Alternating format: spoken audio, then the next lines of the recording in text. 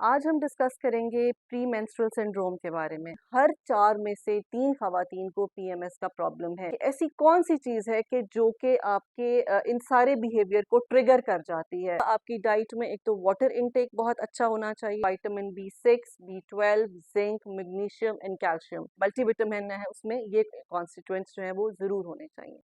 बिस्मिल्लाहिर्रहमानिर्रहीम, अस्सलाम वालेकुम। मैं हूँ डॉक्टर सादिया मुमताज़ और आप देख रहे हैं गायनी टॉक्स। आज हम डिस्कस करेंगे प्री मेंस्ट्रुअल सिंड्रोम के बारे में। आपने इसका नाम बहुत दफ़ा सुना होगा। अब प्री मेंस्ट्रुअल सिंड्रोम और प्री मेंस्ट्रुअल डिप्रेशन ये 2 चीज़ें हैं। सिंड्रोम इटसेल्फ एक अम्ब्रेला होती है जिसके अंडर बहुत सारे अलामात जो हैं वो आ जाती हैं, और प्री मेंस्ट्रुअल डिप्रेशन भी प्री मेंस्ट्रुअल सिंड्रोम का एक पार्ट ही है। अब इसमें सबसे पहले क्या है कि सबसे पहले आपने ये डायग्नोज करना है कि आया आपको पीएमएस है, और ये आपको कैसे पता चलेगा कि आपकी बॉडी में, आपके मेंटल स्टेटस में साइक्लिकल कुछ चेंजेस आएंगी। और वो कुछ चेंजेस कब आना शुरू होती हैं? पीरियड स्टार्ट होने से 3-4 दिन पहले, कई लोगों को हफ्ता पहले ये प्रॉब्लम शुरू होता है। लाइक चिड़चिड़ापन, घबराहट, लड़ाइयाँ झगड़े, डिप्रेशन, बिला वजह रोना, बिला वजह बच्चों को डांटना, इस किस्म के सिम्टम्स।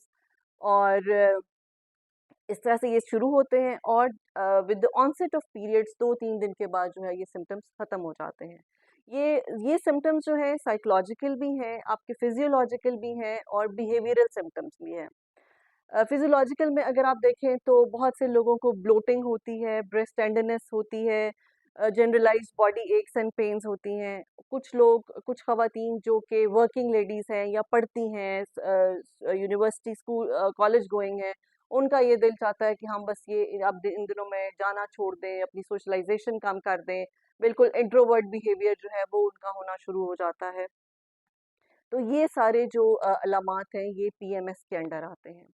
ओवरऑल हर 4 में से 3 ख़वातीन को पीएमएस का प्रॉब्लम है। जी हाँ, आप इसकी अगर परसेंटेज निकालें तो ये 75% of the total women population है।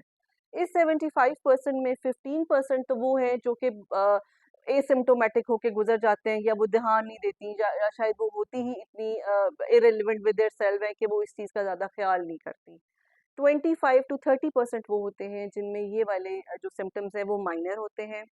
30% वो हैं जिनमें ये सिम्पटम्स बहुत ज़्यादा होते हैं, और 10% वो हैं जिनको प्रॉपर्ली मेडिकेशन और फर्दर काउंसलिंग सेशंस की ज़रूरत पड़ती है।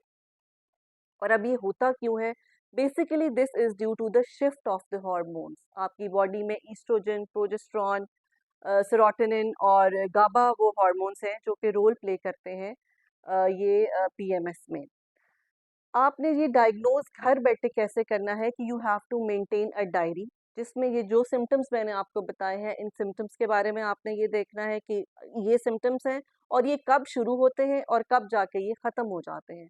3 टू 4 मंथ्स की आपने ये डायरी मेंटेन करनी है, और इस डायरी की मेंटेनेंस के बाद जो है आप खुद इस चीज़ का अंदाज़ा लगा लेंगी कि you fall in that criteria और नॉट।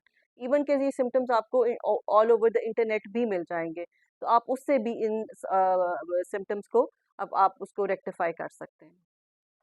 अब इसमें हमने इसकी जो ट्रीटमेंट है, ट्रीटमेंट मोडालिटी है, वो क्या है कि सबसे पहले तो ये है कि आपका डेली 30 मिनट्स की आपकी वॉक है या एक्सरसाइज है, या अगर आपने डेली नहीं करना तो 45 minutes a day for 5 days.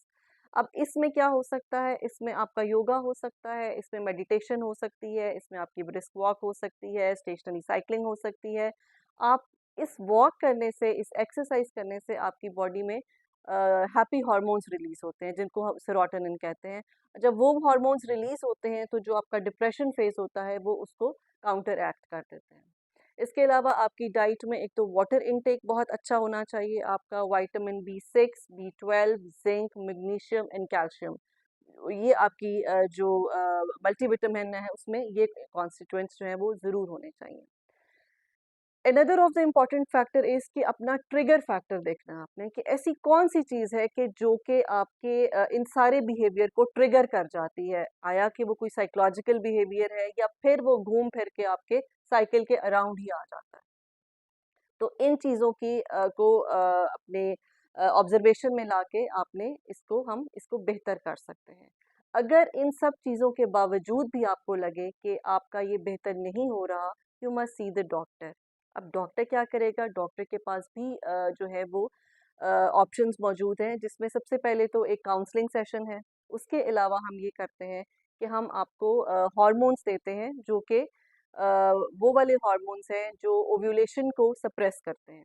Because ovulation होना ये एक जो एक नॉर्मल एक मंथली मेंस्ट्रुअल साइकिल है, उसकी जो अ, उसका जो फंक्शन है वो सिर्फ ये है कि क्योंकि ओव्यूलेशन होनी होती है तो हार्मोन्स जो है उनका पीक एंड प्लेटो आता है। तो जब हम ओव्यूलेशन को सप्रेस कर देते हैं तो वो जो हार्मोनल इम्बैलेंस क्रिएट होता है, डिसबैलेंस क्रिएट होता है, हम उसको स्टॉप कर देते हैं और उससे जो है ओव्यूलेशन सप्रेस हो जाती है, तो आपके सिम्पटम्स में काफ़ी हद तक जो है वो बेहतरी आ जाती है।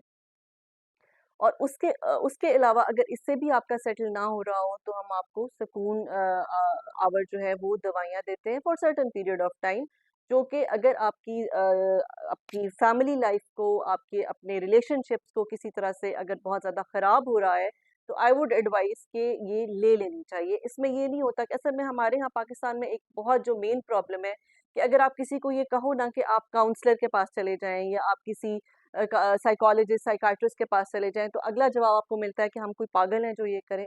ये चीज़ नहीं होती।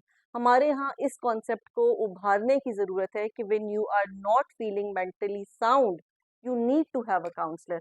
आपने देखा है बाहर के मुल्कों में, अब तो खैर पाकिस्तान में भी जो अच्छे स्कूल्स हैं, they do have counsellors in the schools even, कि बच्चों को जो प्रॉब्लम्स होती हैं, उनको फिर जो स्कूल एडमिनिस्ट्रेशन है, उनके जो टीचर्स हैं, वो काउंसलर्स के पास उनके सेशंस कराते हैं, ताकि उनको उनके प्रॉब्लम्स सॉल्व किए जा सकें।